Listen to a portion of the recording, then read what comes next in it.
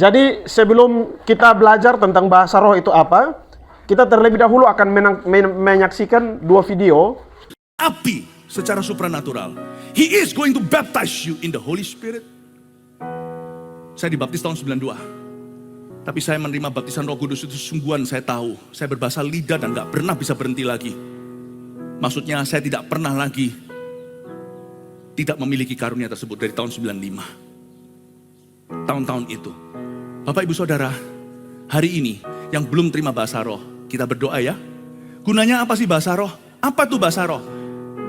Bahasa roh itu yang ngerti Bapak, bukan kita. Bahasa roh itu bahasa doa. Misalnya kalau anak Anda 1 minggu bergaul dengan cousin-nya atau sepupunya, sekolah di Singapura, pulang-pulang Inggrisnya Singlish, anak Anda pun tertular. Orang yang bergaul dengan Roh Kudus kepenuhan, bahasamunya pun tertular, bahasa doa. Bahasa roh adalah sebuah bahasa rahasia sorga untuk kita berdoa bagi orang yang tidak kita kenal, misionaris-misionaris seluruh dunia, dan berdoa juga untuk orang-orang yang kita tahu.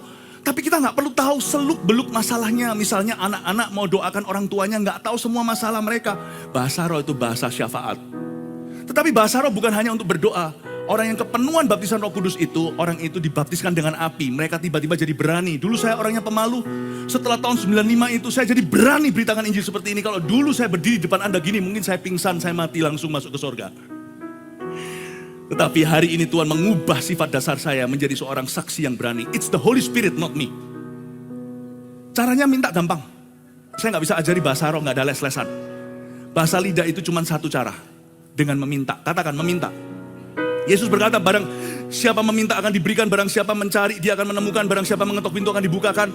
Cara satu-satunya adalah meminta. Suatu hari Yesus berdiri juga, dan berdiri pada waktu di akhir sebuah acara, sebuah perayaan. Yesus berkata, barang siapa haus dan barang siapa percaya akan kitab suci, bahwa kitab suci itu benar dan relevan buat dia, bahwa janji Allah masih berlaku.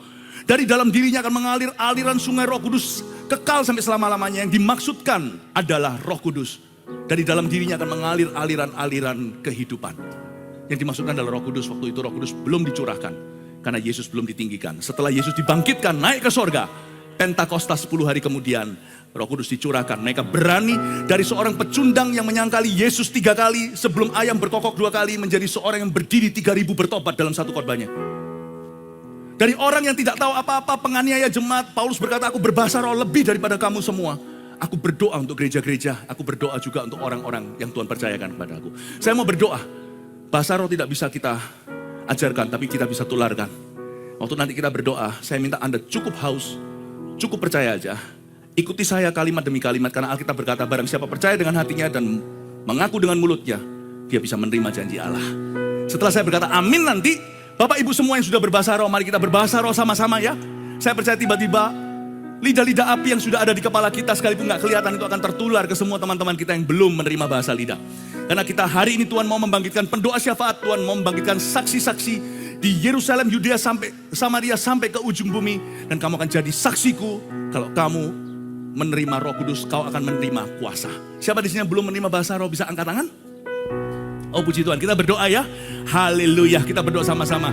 Yang tetap diangkat tangannya yang belum menerima. Setelah saya berkata amin, saya ikat semua bahasa Indonesia, Inggris, dan semua bahasa manusia yang dikenal. Ketika saya berkata amin, hanya saya yang bisa berbahasa Indonesia untuk bisa menjadi MC-nya.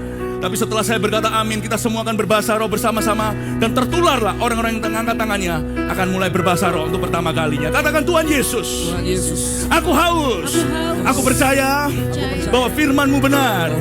Baptiskan aku dengan Roh Kudus-Mu, dengan tanda berbahasa lidah. Aku percaya, aku haus ya Tuhan.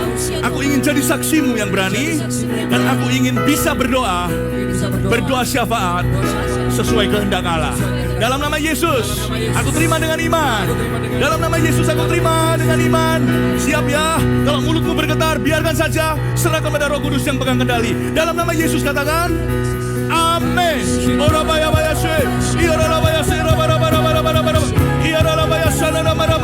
Terima. Ya, kira-kira begitulah ya. Itu ajaran yang ada di teman-teman seberang. Ya, nanti saya akan simpulkan videonya. Ada lagi satu video lagi, kita akan lihat ini singkat saja. Ini 1 menit tidak sampai. Jadi karunia bahasa roh itu bukan untuk orang tertentu. Semua orang bisa punya bahasa roh, ya. Jadi kalau kalian, wah saya sudah umur begini, apa ya bisa berbahasa roh? Bisa. Mau umur 100, mau umur 1000 tahun pun kalau kalian masih hidup, bisa. Yang penting percaya Yesus terlebih dahulu. Dan cara-caranya seperti saya katakan, terus waktu kalian angkat tangan, nyanyi, jangan diam. Nyanyi, apapun terserah. Mau puji Tuhan, Tuhan baik, Tuhan baik, Tuhan baik. Yesus baik, Yesus baik, Yesus baik. Terserah. Terus dengan itu. Terus, dan otak kamu jangan berpikir. Jangan pakai otak gitu. Ingat ya, di dalam Tuhan itu jangan pernah pakai otak. Jangan pernah pakai otak. Itu menghalangi pekerjaan Tuhan. Oke. Ya, jadi dia bilang kalau mau bahasa roh jangan pernah pakai otak, dia bilang. Ya. Dari 2 video ini saya mau menyimpulkan beberapa hal, Bapak Mama. Yang pertama, kalau dari pendeta Philip Mantova, itu dia bilang bahasa roh baru diperoleh setelah si Philip atau pendeta Philip ini mengalami baptisan Roh Kudus. Ya, artinya semua orang yang dibaptis oleh Roh Kudus pasti bisa berbahasa roh. Itu menurut Philip. Padahal kita sudah membahas di minggu yang lalu bahwa baptisan Roh Kudus itu tidak identik dengan bahasa roh. Ya, kira-kira begitu. Tapi ini kita katakanlah simpulkan tentang kesimpulannya dia seperti itu. Lalu kemudian yang kedua, karunia bahasa roh itu menurut dia bersifat kekal, melekat, terus bisa muncul kapan saja sesuka kita. Ya. Yang ketiga, bahasa roh itu katanya yang mengerti itu Tuhan, bukan kita. Katanya begitu ya. Yang keempat, bahasa roh itu bahasa doa. Lalu yang kelima, bahasa roh itu muncul saat seseorang kepenuhan Roh Kudus. Yang keenam, bahasa roh itu satu bahasa rahasia sorgawi, kata dia. Lalu ketujuh, bahasa roh itu syafaat atau difungsikan untuk berdoa. Ya. Yang kedelapan, untuk memiliki bahasa roh syaratnya harus meminta. Kalau kemudian dia kutip lagi Matius 7 ayat 7. Ya. Lalu kedelapan, katanya bahasa roh tidak bisa diajarkan tetapi bisa ditularkan. Yang ke-10, saat dia mengucapkan setelah saya berkata amin, saya mengikat semua bahasa Indonesia, Inggris, semua bahasa manusia. Perhatikan ya. Dia bilang, saya akan mengikat semua bahasa Indonesia, Inggris, semua bahasa manusia yang dikenal. Ketika saya berkata amin, hanya saya yang bisa berbahasa Indonesia untuk bisa menjadi MC-nya. Tapi setelah saya berkata amin, kita semua akan berkata bahasa roh bersama-sama, dan tertularlah orang-orang yang mengangkat tangannya dan mulai berbahasa roh pertama kalinya. Jadi di sini beliau membedakan antara bahasa yang ada di dunia dengan bahasa roh. Seolah-olah bahasa roh itu bukan bahasa yang ada di dunia. Dan tadi dia bilang kata apa yang bunyi apa yang ini keluarkan saja. Nah, itu kira-kira gambaran bahasa roh versi kita punya saudara-saudara dari sebelah. Ya. Terus yang kedua, si orang yang kedua tadi itu masih ada dari Pak Philip ya. Pak Philip yang ke-11 dia bilang, dalam doanya dikatakan, Tuhan Yesus, aku haus, aku percaya firman-Mu. Baptis aku dengan Roh Kudus dengan tanda berbahasa lidah. Minggu lalu kita sudah bahas ya, bahwa orang yang kepenuhan atau penuh dengan Roh Kudus atau memiliki Roh Kudus tidak selamanya berbahasa roh. Begitu. Itu kita sudah kaji dari beberapa bacaan teks yang minggu lalu. Ya, tapi ini, kita lihat ajaran mereka seperti itu.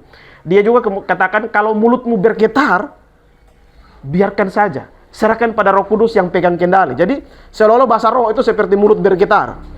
Mulut bergetar, sikila-balaba begitu ya.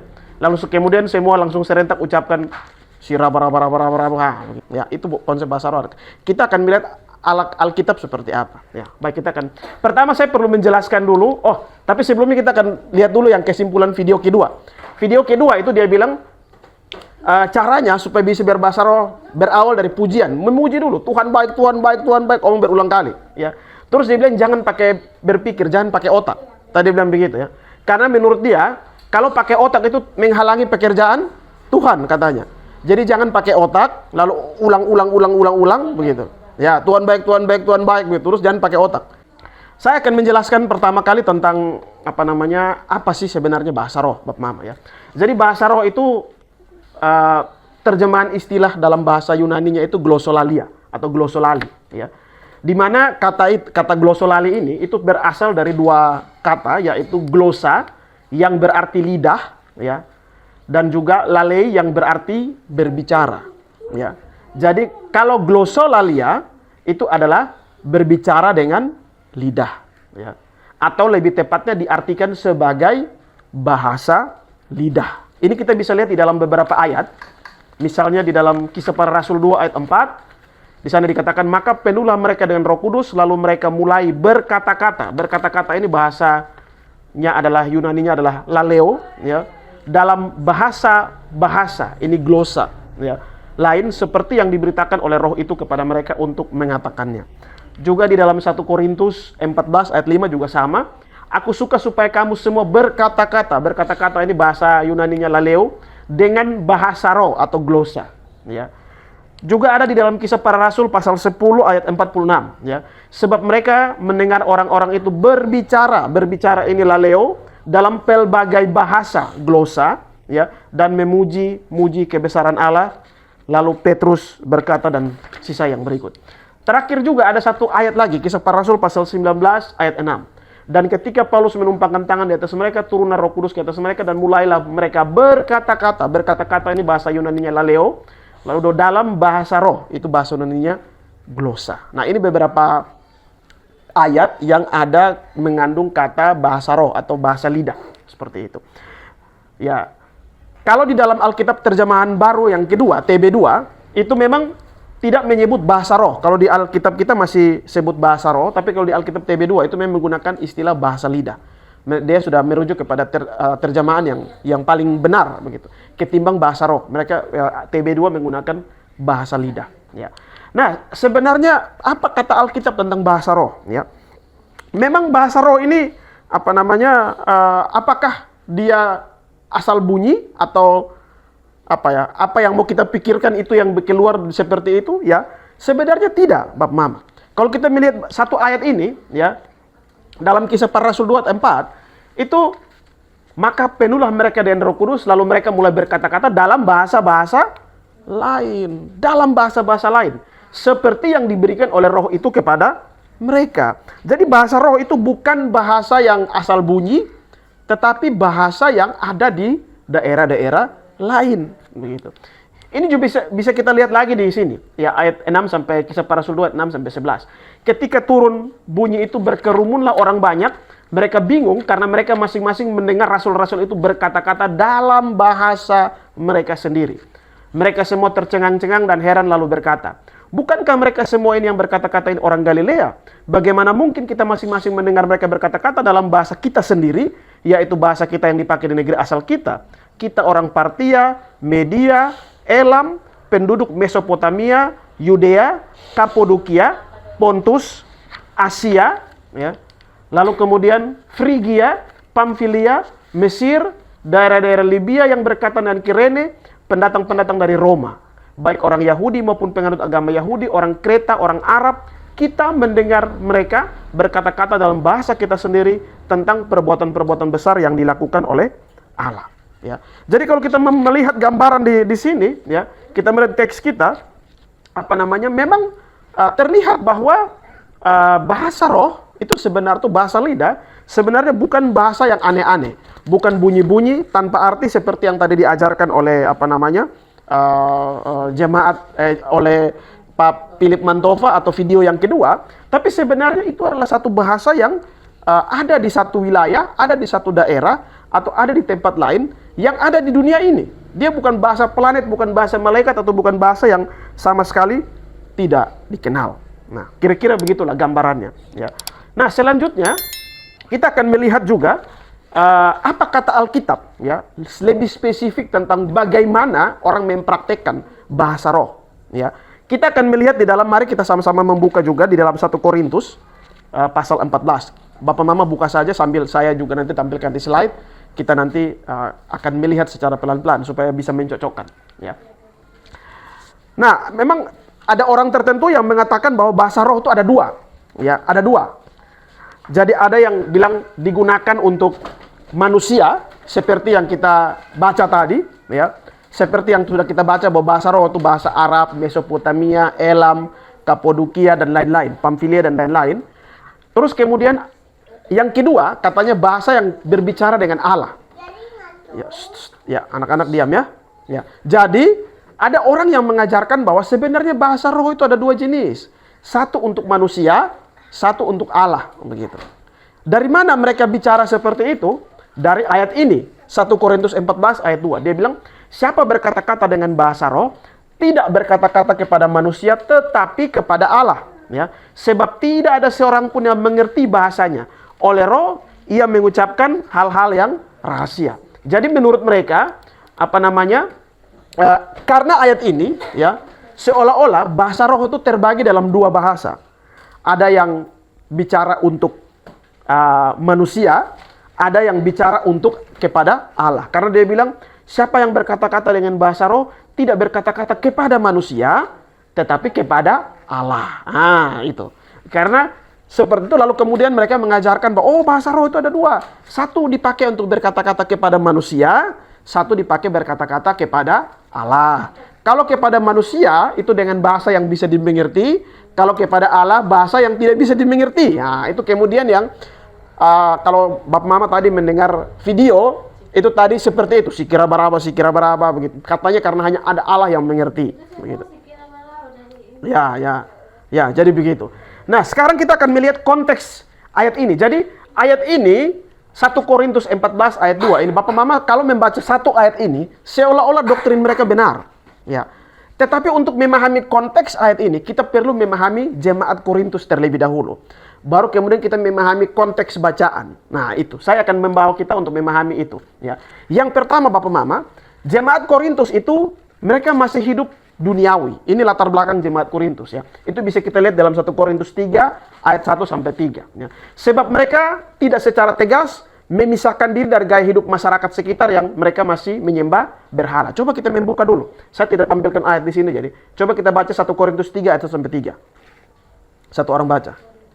1 Korintus 3 ayat 1 sampai 3. Ya. Dan aku, saudara-saudara, pada waktu itu tidak dapat berbicara dengan kamu seperti dengan manusia rohani, tetapi hanya dengan manusia duniawi yang belum dewasa dalam Kristus. Susulah yang kuberikan kepadamu bukanlah makanan keras, sebab kamu belum dapat menerimanya, dan sekarang pun kamu belum dapat menerimanya, karena kamu masih manusia duniawi. Ya. Sebab jika di antara kamu ada iri hati dan perselisihan, bukankah hal itu menunjukkan bahwa kamu manusia duniawi dan bahwa kamu hidup secara manusiawi? Ya. Jadi di sana digambarkan mereka masih hidup manusia duniawi. Selanjutnya coba kita membaca 2 Korintus 6 ayat 17. Sebab itu keluarlah kamu dari antara mereka dan pisahkanlah dirimu dari mereka, firman Tuhan. Dan janganlah menjamah apa yang najis, maka aku akan menerima kamu. Ya, jadi mereka ini masih hidup bergaul, hidup gaya hidup dari orang-orang penyembahan berhala begitu. Jadi kemudian mereka juga ikut-ikutan. Ya, mereka masih makanya kan mereka masih hidup gaya duniawi. Mereka juga ikut-ikut menyembah berhala, ya. Terus terjadi perpecahan di antara mereka. Coba kita membuka 1 Korintus 1 ayat 10 sampai 12. Minta satu orang baca lagi. 1 Korintus 1. Ya. Saudara, demi nama Tuhan kita Yesus Kristus, supaya kamu setia sekata dan jangan ada perpecahan di antara kamu, tetapi sebaliknya supaya engkau erat bersatu dan sehati sepikir.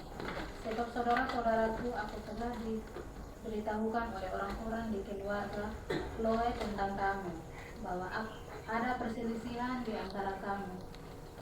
Yang aku maksudkan ialah bahwa kamu masing-masing berkata, aku dari golongan Paulus, atau aku dari golongan Apolos, atau aku dari golongan Kefas, atau aku dari golongan Kristus. Ya, jadi ada perpecahan di sana. Saya hanya kasih contoh dua ini saja, ya. Sebenarnya ada masalah banyak sekali. Misalnya mereka masih hidup dalam persinahan, percabulan, lalu kemudian mereka masih menyelesaikan perkara-perkara bukan dengan tata cara Kristiani. Mereka masih adanya ajaran sesat yang menolak kebangkitan orang mati. Lalu terjadi perselisihan mengenai kemerdekaan Kristen. Ada persoalan-persoalan tentang hidup membujang dan perkawinan. Ada banyak sekali masalah yang terjadi di dalam jemaat Korintus. Termasuk diantaranya itu adalah persoalan tentang tata cara beribadah, persoalan tentang perjamuan kudus, hingga soal kesombongan dalam memamerkan karunia. Nah, khusus dalam teks 1 Korintus pasal 11 sampai 14 ini secara khusus menyoroti persoalan kesombongan dalam pamer-pamer karunia. Ya, ini Bapak Mama sudah mulai paham konteksnya, ya. Ya. Dan juga persoalan soal pengumpulan uang bagi orang-orang kudus di Yerusalem. Jadi inilah problem-problem, dan diantara satu problem itu adalah kesombongan dalam pamer-pamer karunia. Ya. Makanya kalau Bapak Mama melihat di 1 Korintus pasal 13, kan tadi kan mulai dari pasal 12, ya. Dia mulai membahas dari pasal 11 bahkan, ya. Pasal 11 sampai pasal 14 ini dia membahas khusus tentang persoalan tentang ini. persoalan kesombongan dalam pamer-pamer karunia. Makanya kalau Bapak Mama melihat pasal 1 Korintus pasal 13 ayat 1, itu di sana dikatakan, sekalipun aku dapat berkata-kata dengan semua bahasa manusia dan bahasa malaikat, tapi jika aku tidak punya kasih, aku sama dengan gong yang berkumandang dan canang yang gemerincing. Jadi di sini Paulus ada sindir. Sekalipun lu bilang lu hebat, bilang bisa bahasa manusia, bisa bahasa malaikat, bisa bahasa apapun, tapi lu tidak punya kasih, maka sia-sia. Jadi di sini Paulus ada sindir mereka. Lu jangan pamer-pamer karunia tapi tidak ada kasih. Kamu ada bakalai tapi ngomong bahasa roh. Kira-kira begitulah. Kamu ada bakalai kok ngomong bahasa roh, itu kan sesuatu yang lelucon. Makanya Paulus disindir. Lu mau bilang bahasa malaikat kok, lu mau bilang bahasa manusia kok, kalau tidak punya kasih, nol. Itu kira-kira begitulah. Ya, kira-kira begitu. Jadi ada kemungkinan bahwa bahasa lidah di jemaat Korintus ini semacam berkembang tanpa arah, ya. Berkembang tanpa arah itu artinya mereka ya suka-suka mau bikin apa saja. Kenapa? Karena tadi saya bilang bahwa latar belakang mereka itu kafir. Mereka masih hidup gaya-gaya dengan membawa nuansa-nuansa dari kehidupan kafir, lalu kemudian dibawa kepada jemaat tanpa difilter, ya. Kira-kira begitu. Nah, sehingga Paulus memberikan banyak kritikan, banyak sindiran halus kepada mereka, ya. Nah, ada satu teolog namanya Gordon Fee, dia bilang begini, kalau hanya membaca 1 Korintus 12 saja, maka kelihatannya Rasul Paulus sedang menginformasikan atau memberi pengajaran tentang karunia-karunia roh, ya. Namun setelah membaca 1 Korintus 14, ya, maka jelaslah bahwa maksud Rasul Paulus dalam tulisan ini bukan sedang mengajar atau menginformasikan karunia-karunia roh, tapi bertujuan untuk mengoreksi jemaat akan penyalahgunaan bahasa roh. Nah, ini kita akan lihat. Jadi 1 Korintus 14 itu full koreksi tentang bahasa roh yang sesat, koreksi tentang bahasa roh yang salah, ya. Nah, dari situ kita akan kemudian mulai melihat, ya. Ada 6 kesalahan bahasa roh yang dipraktekkan pada masa itu. Dan ternyata 6 kesalahan ini juga dipraktekkan pada masa kini di gereja-gereja tertentu, ya. Yang pertama, ya, bahasa roh dianggap sebagai karunia yang utama. Artinya bahwa semua orang pasti bisa berbahasa roh. Makanya kan tadi Pak Philip Mantopo sempat bilang kan, bahwa nanti yang belum bisa bahasa roh, ya, ketika dibaptis Roh Kudus, engkau semua akan bicara bahasa roh untuk pertama kalinya. Ya, kira-kira seperti itu. Jadi orang pada masa lalu menganggap bahwa karunia bahasa roh itu satu karunia yang utama, karunia yang penting sekali, ya. Semua orang harus bisa berbahasa roh, kira-kira begitu. Makanya kalau Bapak Mama melihat 1 Korintus 14 ayat 1 sampai 3, itu nadanya kritik. Sekali lagi, itu nadanya kritik. Dia bilang begini. Ayat 1 dia bilang, kejarlah kasih itu, usahakanlah dirimu untuk memperoleh karunia-karunia, terutama karunia bernubuat. Saya akan jelaskan, ya. Perhatikan, dia lagi-lagi dia bilang kejarlah kasih, karena persoalan terbesar adalah tidak adanya kasih di dalam jemaat Korintus. Makanya Paulus bilang kejarlah kasih dan usahakanlah dirimu memperoleh karunia-karunia, terutama karunia nubuat. Jadi di sini Paulus mau menekankan bukan karunia roh, bahasa roh yang utama. Perhatikan, ya, bukan karunia bahasa roh yang penting, karena mereka menganggap bahwa karunia bahasa roh itu paling penting. Tapi Paulus memberikan penekanan soal karunia bernubuat itu jauh lebih penting. Nanti minggu-minggu yang akan datang kita akan membahas tentang karunia bernubuat. Hari ini kita fokus ke karunia bahasa roh, ya. Jadi Paulus dengan ayat 1 ini mau menegaskan bahwa karunia bahasa roh itu bukan yang paling penting. Justru yang paling penting itu karunia bernubuat. Kenapa? Kemudian dijelaskan di ayat 2. Siapa berkata-kata dengan bahasa roh, ya, seperti yang dorang ada praktekan itu, ya, itu tidak berkata-kata kepada manusia tapi kepada Allah. Maksudnya begini. Ini Paulus ada sindiran. Apa yang lu buat itu, yang bahasa roh yang lu udah omong itu sebenarnya tidak membangun orang sama sekali. Lu sama dengan ada omong sendiri atau omong kepada, jadi omong kepada Allah ini bukan positif. Omong kepada Allah tuh biasanya kalau kita di sini kan main gila. Yo, lu paling pintar sudah, Padahal itu kita bilang bodoh, maksud paham, ya? Ya. Biasanya kan kita juga biasa begitu, ya. Nah, lu bagus, Nah, padahal maksudnya maksud itu jelek. Makanya Paulus tuh dia bilang begini, ya. Ya, ayat 2 dia bilang, siapa yang berkata-kata dengan bahasa roh? Maksudnya seperti yang dorang buat saat itu. Ini saya kasih tanda tidak ada di Alkitab, tapi supaya kita mengerti konteksnya. Tidak berkata-kata kepada manusia tapi kepada Allah. Maksudnya, lu ada omong-omong itu tuh tidak ada manfaat bagi orang lain. Lu sama dengan ada omong dengan Tuhan Allah saja. Nah, maksudnya begitu. Lu sama dengan ada omong dengan Tuhan Allah saja, ya. Sebab tidak ada seorang pun yang mengerti bahasanya. Jadi ini sindiran, ini bukan pengajaran, ya. Oleh roh ia mengucapkan hal-hal yang rasanya. Tetapi, nah, kalau Bapak Mama, kalau ada kata tetapi, itu berarti ada perbandingan dua hal yang berbeda. Betul ya? Kalau ada kata tetapi. Tetapi siapa yang bernubuat berkata-kata kepada manusia, ia membangun, menasihati, dan menghibur. Perhatikan, kalau ayat 3 ini positif, maka ayat 2 pasti negatif. Paham ya? Nah, jadi di sini terlihat bahwa ayat 2 ini bukan pengajaran tentang bahasa roh. Tapi ayat 2 ini sindiran. Karena mereka menganggap bahasa roh itu bahasa yang paling utama. Seolah-olah semua orang harus bisa berbahasa roh. Nah, makanya Paulus sindir, kejarlah kasih itu. Usahakanlah dirimu memperoleh karunia-karunia roh, terutama karunia bernubuat. Kenapa? Karena menurut Paulus, bahasa roh itu tidak membangun jemaat seperti di ayat 3. Ayat 3. Yang membangun jemaat itu yang harus diutamakan, yaitu bernubuat. Nanti kita akan, minggu depan, kita akan bahas lagi tentang karunia bernubuat. Supaya ini menjadi clear, ya. Sampai di sini sudah mulai paham konteksnya, ya. Ya, kita akan lanjut lagi. Nah, jika bahasa roh adalah karunia untuk berbicara kepada Allah, katakanlah begitu ya. Kan mereka pakai ayat 2 ini kan bilang, siapa berkata-kata dengan bahasa roh itu berbicara kepada Allah, ya. Sekarang kita akan pakai logika itu. Seandainya kalau bahasa roh itu adalah karunia untuk berbicara kepada Allah, maka pasti tidak perlu ada penerjemah, tidak perlu. Tetapi faktanya Tuhan kasih karunia terjemahkan bahasa roh. Untuk apa lagi coba? Kalau itu untuk lu omong dengan alat, untuk apa lagi? Karena tidak ada manfaat untuk saya. Tidak perlu diterjemahkan, begitu. Ya. Seandainya kalau kita pakai logika mereka saja seperti itu. Perhatikan 1 Korintus 14 ayat 5. Ya. Aku suka supaya kamu semua berkata-kata dengan bahasa roh. Ini Paulus lagi sindir lagi. Yo, saya ini suka lah kamu semua bilang pakai bahasa roh. Tetapi lebih daripada itu supaya kamu bernubuat. Ya. Jadi di sini lagi-lagi lebih baik kamu bernubuat daripada berbahasa roh. Ini ada sindiran lagi. Ya. Sebab orang yang bernubuat lebih berharga daripada orang yang berkata-kata dengan bahasa roh. Ya, ini jelas sekali loh. Orang yang bernubuat lebih berharga daripada orang yang berkata-kata dalam bahasa roh. Kecuali kalau orang itu juga menafsirkan sehingga jemaat dapat dibangun. Jadi lagi-lagi di sini ada sindiran. Jadi jangan menganggap bahasa roh itu paling penting. Semua orang harus bisa berbahasa roh. Kalau bahasa roh itu seolah-olah paling hebat, paling utama, semua orang harus wajib. Tidak. Ya, makanya di sini bilang, ya, orang yang bernubuat lebih berharga daripada orang yang berkata-kata dengan bahasa roh, gitu. Ya, jadi jangan karena lu bisa bahasa roh, langsung merasa lu paling hebat sudah. Ya, nah, lu paling senior sudah di situ. Selalu orang-orang yang tidak bisa berbahasa roh itu sepertinya masih Kristen kacang-kacang, gitu. Ya. Ya. Nah, itu yang pertama. Jadi ada kesalahan yang pertama yaitu orang Korintus menganggap karunia bahasa roh ini adalah karunia yang utama. Padahal menurut Paulus tidak, ya. Bahkan di sini dia bilang orang yang bernubuat lebih berharga daripada orang yang berbahasa roh, ya. Itu kesalahan yang pertama.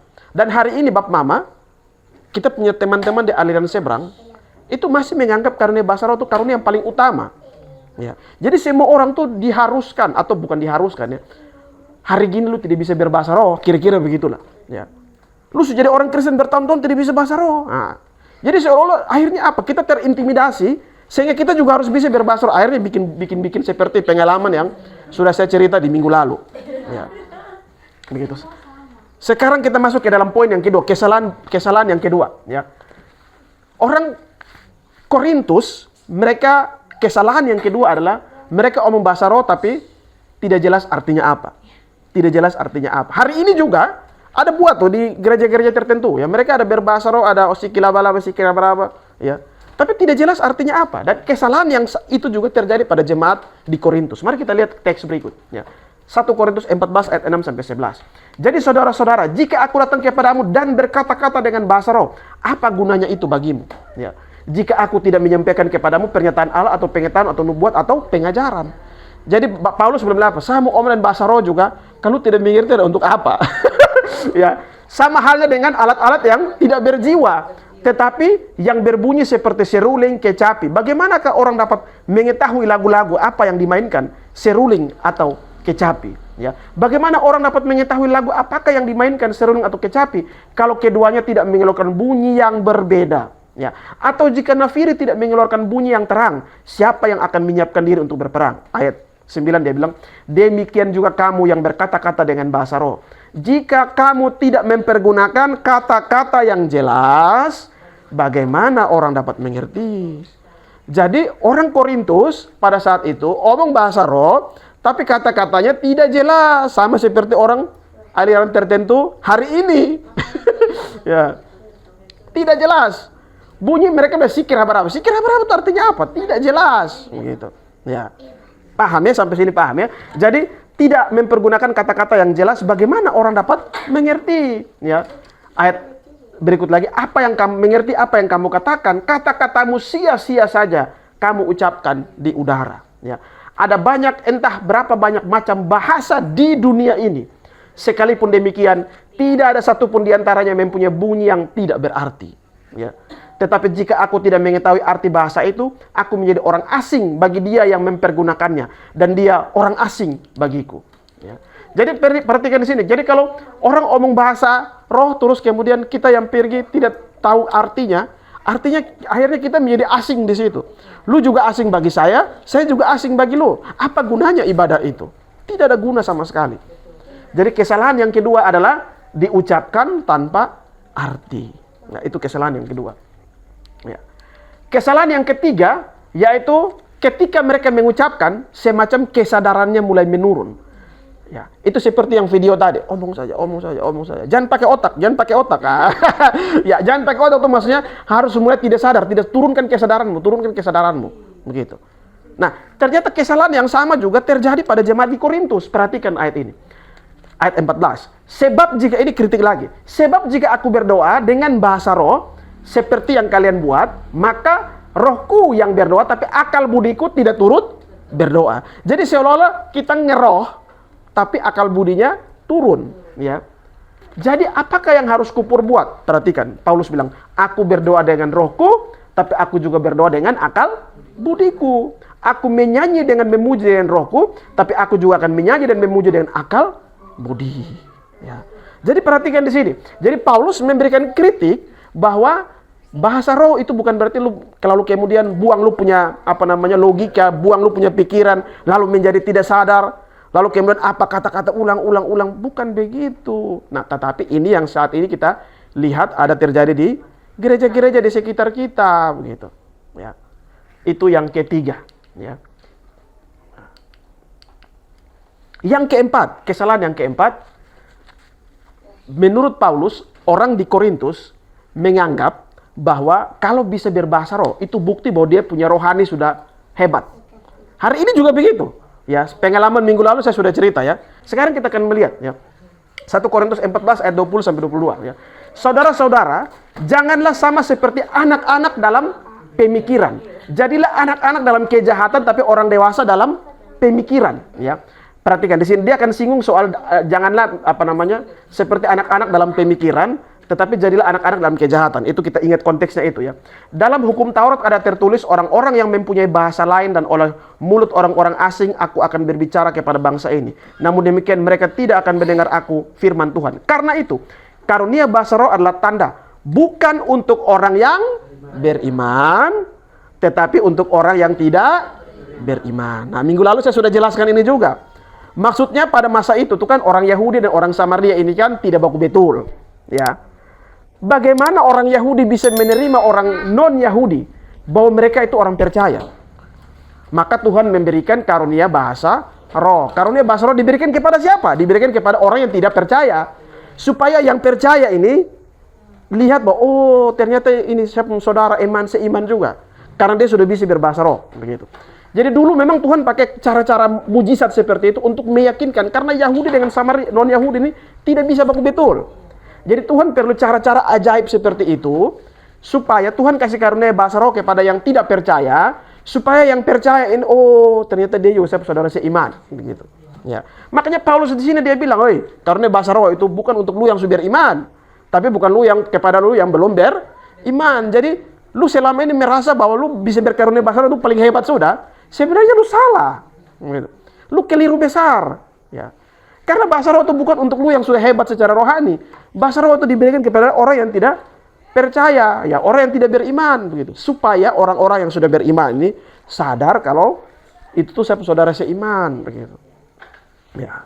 Jadi nampaknya ada satu pemahaman di kalangan orang-orang Korintus saat itu bahwa kalau bisa berbahasa roh itu paling hebat. Nah, pandangan-pandangan seperti ini juga saat ini juga ada di gereja-gereja di sekitar kita. Yang kelima, kesalahan yang kelima, ya, diucapkan semua orang dengan serentak. Jadi pada kesalahan dari orang Korintus pada saat itu adalah bahasa roh itu diucapkan satu kaligus oleh seluruh jemaat yang hadir. Hari ini juga begitu, Mama kalau pergi di gereja-gereja tertentu, ya ayo mari kita berbahasa roh. Semua sih kira berapa. Bahkan tadi juga Philip Mantopa ada kasih videonya itu. Semua orang berbahasa roh. Ya. Paulus bilang salah. Ya.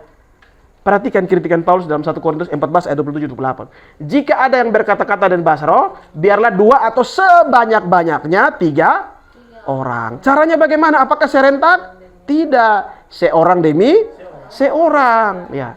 Jika tidak ada orang yang dapat menafsirkan, hendaklah mereka berdiam diri dalam pertemuan jemaat dan hanya boleh berkata-kata kepada dirinya sendiri atau kepada Allah. Artinya maksudnya kalau tidak ada mengerti kan lu berdoa saja, begitu. Lu berdoa saja. Ya, lu diam. Kalau tidak ada mengerti kan lu diam. Gitu. Jadi perhatikan di sini ada prinsip penting di sini bahwa sebanyak-banyaknya 2 atau 3 orang dan caranya bagaimana? Seorang demi seorang, bukan satu kaligus. Semua bunyi si kera-baraba. Ya. Nah ini yang hari ini terjadi di kalangan kita tetangga-tetangga sebelah. Ya. Begitu ya. Dan kesalahan yang keenam, ya, tidak teratur, sembarang. Ya. Pada masa itu orang Korintus omong bahasa roh sembarang saja, tidak teratur. Ya. Itu bisa kita lihat di dalam ayat 34 sampai 40. Ya. Sama seperti dalam semua jemaat, orang-orang kudus perempuan. Jadi maksudnya pada masa itu di jemaat Korintus semua orang mau berbahasa roh, termasuk perempuan-perempuan. Perempuan-perempuan itu tidak mau kalah. Ya, ini lagi-lagi ini tradisi ya, ini tradisi mereka ya. Dia bilang begini, sama seperti dalam semua jemaat, orang-orang kudus perempuan-perempuan harus berdiam diri. Jadi di dalam tradisi jemaat begitu, ya, itu orang-orang perempuan-perempuan harus berdiam diri dalam pertemuan-pertemuan jemaat, sebab mereka tidak diperbolehkan untuk berbicara. Ini lagi-lagi konteks budaya. Di masa kini itu kita budayanya berbeda. Jadi ini kita tidak bisa terapkan. Memang ada aliran tertentu yang mengatakan bahwa perempuan tidak boleh jadi pelayan. Tidak boleh jadi pendeta maksudnya. Tidak boleh jadi pendeta. Ya seperti ada gereja yang seperti itu keras. Karena mereka mengambil ayat ini. Saya tidak berdebat soal itu. Kita lagi bahas tentang bahasa roh, saya tidak akan singgung soal itu ya. Sama seperti dalam semua jemaat, orang-orang kudus, perempuan-perempuan harus berdiam diri dalam pertemuan-pertemuan jemaat.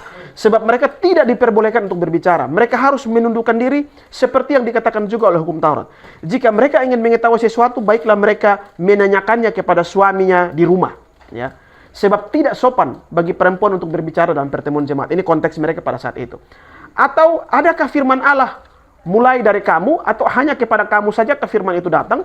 Jika seorang menganggap dirinya nabi atau orang menganggap mendapat karunia roh, ia harus sadar bahwa apa yang kukatakan kepadamu adalah perintah Tuhan. Tetapi jika ia tidak mengindahkannya, janganlah kamu mengindahkan dia. Jadi maksudnya kemungkinan pada masa itu perempuan-perempuan juga ikut berbahasa roh.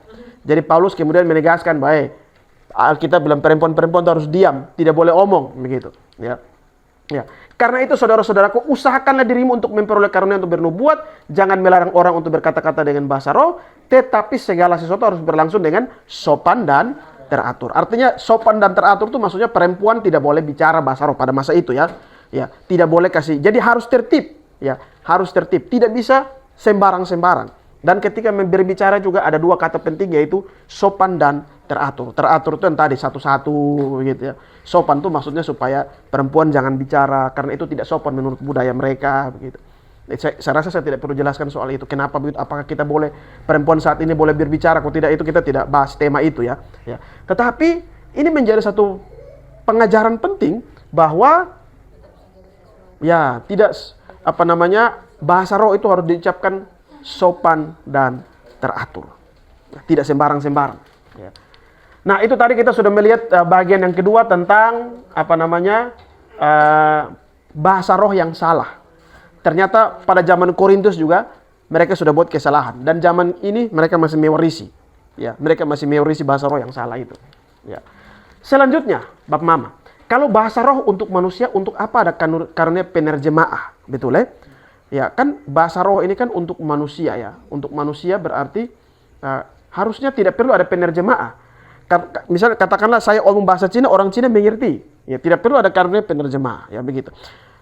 Tetapi memang dalam kasus-kasus tertentu ya ada kalanya memang ada orang yang berbicara bahasa Inggris tapi di situ tidak ada orang Inggris, katakanlah begitu. Sehingga memang kita butuh orang yang bisa menerjemahkan, ya, bisa menerjemahkan. Mari kita lihat satu ayat berikut, 1 Korintus 12:10. Kepada seorang roh memberi kuasa untuk mengadakan mujizat, kepada yang lain memberikan karunia untuk bernubuat, kepada yang lain ia memberikan karunia untuk membedakan bermacam-macam bahasa roh, bermacam-macam roh, kepada yang seorang memberi karunia untuk berkata-kata dengan bahasa roh, dan kepada yang lain memberi karunia untuk menafsirkan bahasa roh. Jadi, kalau memang seandainya manusia itu karunia itu untuk manusia, untuk apa lagi ada penerjemah atau orang yang mengerti? Macam contoh, para rasul. Ketika mereka ngomong bahasa roh, orang yang mengerti itu kan orang Elam, Mesopotamia, Arab, begitu ya. Ya, berarti sudah tidak perlu lagi ada penerjemah, kira-kira begitu ya. Nah, tetapi perlu kita ketahui bahwa dalam situasi-situasi tertentu, memang kadang-kadang Tuhan bisa berbicara kepada kita, tetapi melalui bahasa asing. Sehingga memang karunia untuk menerjemahkan bahasa roh itu sewaktu-waktu harus ada, kira-kira begitu. Sekalipun memang ketika di konteks kisah para rasul 2, para rasul bicara dengan bahasa-bahasa dari berbagai wilayah dan tidak perlu ada orang menafsirkan, tetapi di dalam situasi-situasi tertentu bisa saja Tuhan berbicara. Katakanlah kita di sini Tuhan bisa berbicara dengan bahasa Inggris atau bahasa Korea mungkin, lalu ada yang bisa menafsir, ya, kira-kira begitu. Sehingga memang karunia bahasa roh, karunia menafsirkan bahasa roh itu penting dalam situasi yang seperti itu. Kadang-kadang tidak harus ada ketika konteks kisah para rasul 2. Ya, dia ngomong orang-orang dari Arab dan Kapadokia dan berbagai wilayah sudah mengerti. Dalam situasi itu tidak perlu ada karunia menafsirkan bahasa roh. Tetapi dalam situasi-situasi yang tadi saya bilang itu memang masih butuh. Sehingga karunia menafsirkan bahasa roh itu tetap masih dibutuhkan dalam situasi-situasi khusus. Ya, dalam situasi-situasi khusus. Nah, yang berikut bahwa ada satu hal yang penting, bahwa bahasa roh itu tidak bisa dipelajari. Saya pernah download satu video tapi sayang sudah terhapus. Itu ada tutorialnya, cara berbahasa roh. Bahkan tadi kan kalau Bapak Ibu melihat tadi kan sepertinya begitu kan, dia seperti mengajar ya. Kalau bahasa roh omong menyanyi saja. Lalu kemudian ulang-ulang, Tuhan baik, Tuhan baik, Tuhan baik ya. Lalu jangan pakai otak, dia bilang begitu. Itu sebenarnya tutorial. Ya, sederhananya itu sebenarnya tutorial. Tapi sebenarnya bahasa roh itu tidak bisa diajarkan. Makanya di dalam Kisah para Rasul 2 ayat 4 itu dibilang, maka penuhlah mereka dan Roh Kudus, lalu mereka mulai berkata-kata dalam seperti yang diberikan roh itu kepada mereka. Jadi terjadinya secara supranatural. Jadi tidak bisa diajarkan. Ya. Mereka semua tercengang-cengang, lalu bukankah mereka ini semua orang Galilea? Bagaimana mungkin? Artinya ini tidak ada latihan. Ya, tidak ada latihan. Tidak mungkin mereka latihan. Tiba-tiba saja mereka bisa tahu. Nah, terakhir ya, kenapa jadi Tuhan harus berikan karunia bahasa roh? Kalau Bapak Ibu melihat kisah pembangunan menara Babel, ya, itu kan di sana Tuhan yang turun mengacaukan bahasa, ya, Tuhan yang turun mengacaukan bahasa. Mari kita melihat dalam Kejadian 11 ayat 5-8. Lalu turunlah Tuhan untuk melihat kota dan menara yang didirikan oleh anak-anak manusia itu. Dan ia berfirman, mereka ini satu bangsa dengan satu bahasa untuk semuanya. Ini barulah permulaan usaha mereka. Mulai dari sekarang, apapun juga yang mereka rencanakan, tidak ada yang tidak akan dapat terlaksana. Baiklah kita turun dan mengacau balaukan di sana bahasa mereka, sehingga mereka tidak mengerti lagi bahasa masing-masing. Demikianlah mereka diserahkan Tuhan dari situ ke seluruh bumi, dan mereka berhenti mendirikan kota itu. Tuhan yang mengacaukan, Tuhan juga yang bertanggung jawab untuk membawa Injil sampai kepada bahasa-bahasa. Makanya Tuhan memberikan karunia bahasa roh. Dari sini kita menangkap kesimpulan apa? Karunia bahasa roh itu untuk penginjilan, bukan untuk gagah-gagahan, bukan untuk membuktikan bahwa lu paling hebat. Ya. Jadi karena Tuhan yang mengacaukan bahasa, maka Tuhan bertanggung jawab untuk membawa Injil sampai kepada bahasa-bahasa lain. Makanya ada karunia bahasa roh. Ya. Sebenarnya dari sini kita sudah paham bahwa fungsi karunia bahasa roh itu sebenarnya untuk memberitakan Injil. Ya. Ya, makanya di dalam Kisah para Rasul 1 ayat 8 dia bilang, tetapi kamu akan menerima kuasa kalau Roh Kudus turun ke atas kamu. Kamu akan menjadi saksiku di Yerusalem, seluruh Yudea, Samaria, dan sampai ke ujung bumi. Ya, saya rasa sampai di sini slide kita.